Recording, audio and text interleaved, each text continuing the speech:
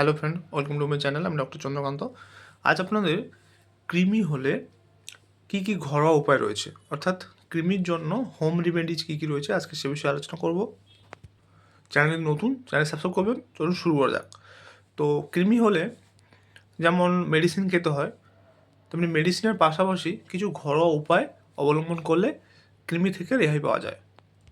সকালে খালি পেটে কয়েকটি কোয়া কাঁচা রসুন খেলে কিন্তু কৃমি কমে। কুমড়োর বীজকে ভেজে বা গুঁড়ো করে খেলে কৃমিকে দুর্বল করে দেয় এবং শরীর থেকে বের করে দিতে সাহায্য করে। এছাড়াও পেঁপে, হলুদ, আদা এগুলো কিন্তু কৃমি মারতে সাহায্য করে। এছাড়াও গাজর খেলে কিন্তু কৃমি কমে। এছাড়াও যে সমস্ত তেতো জিনিস রয়েছে, বিশেষ করে বিভিন্ন ধরনের তেতো জিনিস পাওয়া যায়, তো সেগুলো খেলে কিন্তু কৃমি কমে। এছাড়াও মিষ্টি জাতীয় জিনিস কম খেতে হয়।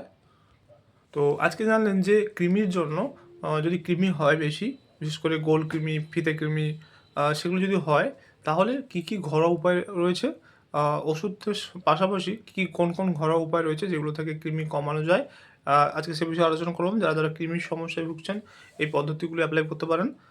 চ্যানেল নতুন, চ্যানেল সাবস্ক্রাইব করবেন, ভিডিও লাইক করবেন। Thank you for watching.